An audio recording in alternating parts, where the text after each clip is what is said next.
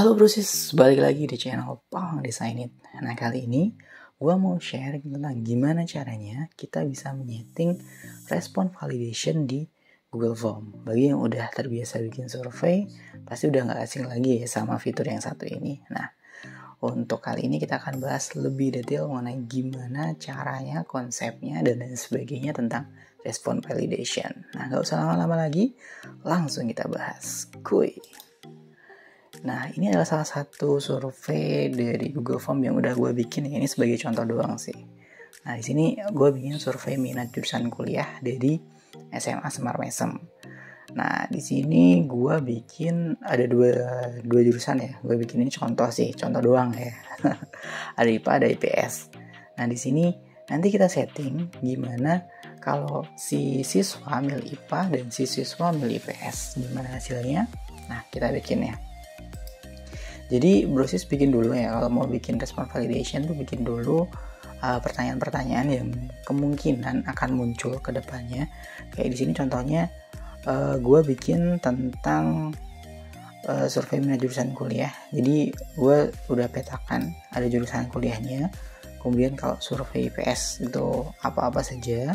Kemudian survei IPA tuh apa-apa saja. Jadi gue udah petakan dulu, gue udah siapin dulu jenis-jenis pertanyaannya kayak gitu. Jadi template-nya brosis bikin dulu, nanti baru kita bikin respon validation-nya. Nah sini contohnya dua jurusan ini. Jadi ketika si siswa milih IPA, nanti akan muncul ini survei minat jurusan kuliah IPA, dan ketika dia milih IPS, maka siswa akan diarahkan ke survei minat yang IPS kayak gitu. Jadi ketika responnya A maka hasilnya akan sekian, dan responnya B maka hasilnya akan sekian-sekian gitu. Jadi konsepnya sederhana. Jadi if this then that gitu. Jadi jika dipilih ini maka maksudnya akan di situ gitu. Jadi konsep respon validation tuh sederhana banget kayak gitu.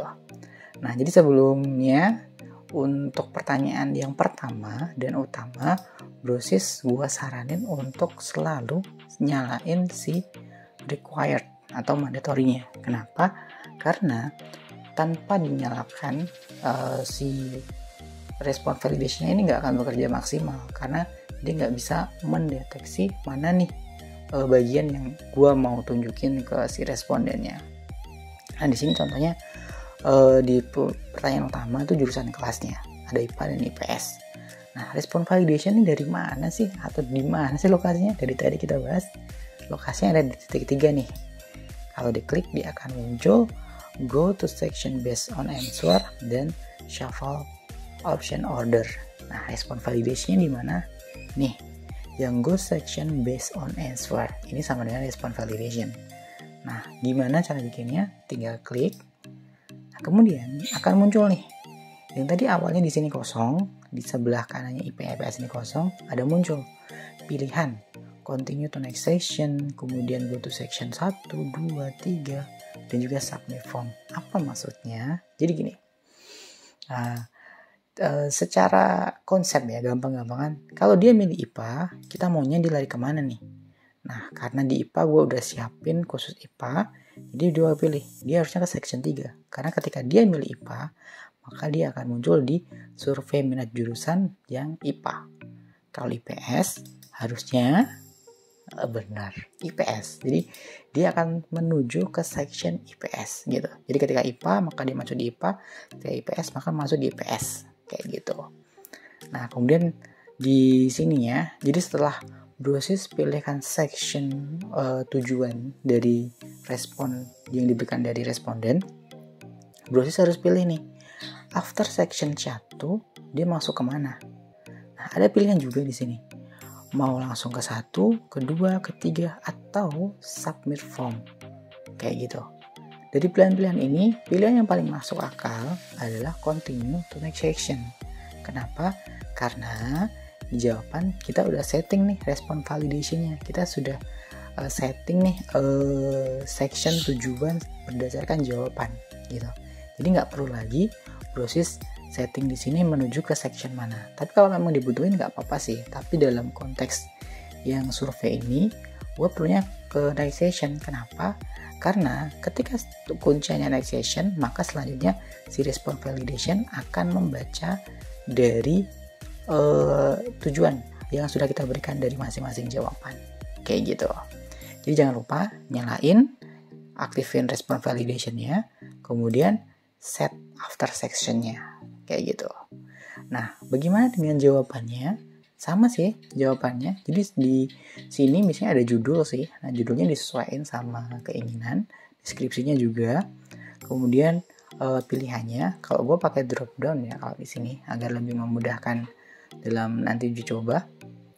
Kemudian di sini di bagian bawah settingannya usahain nyalakan si required-nya, nyalain si mandatory. Kenapa?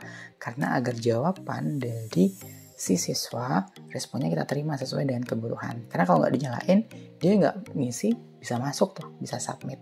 Kan nggak lucu ya kalau survei yang kita berikan hasilnya kosong kayak gitu. Jadi nyalain mandatorinya di bagian-bagian pertanyaan yang memang penting banget, perlu banget kita dapat responnya kayak gitu.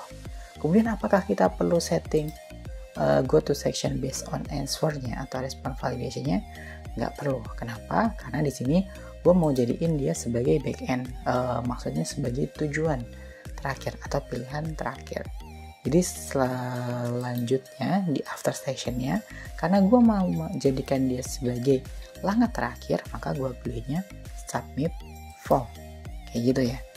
Kemudian untuk di duanya kayaknya udah deh, karena kita udah setting semuanya. Required udah nyala, basic on answer-nya gue nggak nyalain. Karena apa? Karena udah bagian terakhir, dan karena udah bagian terakhir, di bagian sininya pilih submit form gitu, bagian afternya. Nah, kemudian bagaimana dengan pilihan ketiga nih? Nah, sama. Jadi berbasis perlu nyalakan required-nya atau mandatory, kemudian response validation-nya kayak nggak perlu deh. Karena apa? Ini bagian terakhir. Dan karena bagian terakhir, perlu apa? Loh, kok nggak ada? Sebenarnya bukan nggak ada sih, karena memang benar-benar nggak ada di sini. Nah, kenapa nggak ada? Karena di bagian terakhir, si template-nya ini akan membaca bahwa setelah di section terakhir, otomatis pilihannya adalah submit form. Jadi, dia nggak ngasih pilihan lagi. Apakah mau disubmit ataukah balik ke section sekian gitu. Jadi, kalau dia di template bagian bawah, dia nggak akan perlu muncul pilihan after, munculnya adalah 0 kayak gini, kosong-kosong doang. Gitu. Jadi kita udah setting nih ya. Di sini udah setting response validation-nya, kemudian dijawabnya kita juga udah setting. Nah, sekarang kita uji coba gimana sih hasil dari pengaturan response validation-nya. Nah, di sini previewnya. Nah, munculnya kayak gini nih. Survei minat jurusan kuliah dari SMA Smart Mesem yang muncul jurusan kelas 12. Nah, di sini kita bisa lihat bahwa ada pilihan IPA dan IPS. Seperti yang tadi kita bikin bahwa ketika IPA dia akan masuk IPA, ketika IPS dia akan masuk di IPS. Kita coba IPA nih. Next. Tuh, dia masuknya di IPA. Survei minat jurusan kuliah SMA Smart Mesem IPA. Jurusan kuliahnya bisa dipilih. Nah, misalkan nih si siswa dia tertariknya teknik, misalkan di submit. Nah, dia akan muncul pemberitahuan bahwa respon tersebut telah berhasil disubmit. Nah, kita cek responnya. Kita sudah dapat. Nah, si IPA ini karena baru satu responden ya, jadi otomatis responnya 100% IPA, kemudian 100% dia milihnya teknik gitu. Jadi sesuai jawaban dari si respondennya. Loh, kenapa kok di sininya masih 0? Karena belum ada yang respon IPS. Kayak gitu. Lalu kita coba deh. Kita coba respon yang IPS. Sambil ngecek. Nah, IPS dicek, kemudian next. Nah, munculnya IPS kan ya. Jadi di sini muncul IPS, jurusannya juga jurusan IPS. Nah, di sini misalkan dia contoh pilih ilmu hukum. Contoh nih, tinggal di submit. Nah, kita lihat responnya. Tuh, udah kelihatan. IPA 1, IPS 1 otomatis masing-masing 50%. Di IPS 100%-nya di ilmu hukum, kemudian di IPA-nya dia teknik 100% gitu ya. Jadi benar-benar apa yang kita inginkan sudah terjadi di sini. Jadi ketika IPA munculnya IPA, ketika IPS munculnya IPS. Nah, itu adalah fungsi dari response validation ya guys. Jadi gimana kita bisa mengarahkan si responden ke jawaban atau ke pilihan survei yang kita rekomendasikan atau kita inginkan. Jadi responden nggak perlu ngisi semuanya atau nggak perlu melewati respon-respon yang memang nggak perlu dia isi. Jadi langsung spesifik menuju ke bagian atau section yang benar-benar diperlukan, kayak gitu. Jadi ini akan mempermudah si researcher atau si peneliti ya. Si penelitinya akan mudah karena dia nggak perlu review banyak-banyak yang nol, dan si respondennya juga nggak perlu baca-baca banyak-banyak padahal itu nggak perlu diisi oleh si respondennya. Gitu untuk respon validation. Nah, bagi brosis yang mungkin masih bingung atau masih belum paham, bisa langsung komen di bawah ini. Nanti gue jawab kalau memang ada yang memang belum paham. Tapi kalau memang benar-benar memusingkan ya, nah bisa chat langsung di gue. Ada kontak sih di YouTube gue. Nanti langsung hubungi, bisa chat private chat kayak gitu. Nah, itu sekian dari gua untuk respon validation kali ini. See you next time di tutorial-tutorial selanjutnya. Sekian dari gua.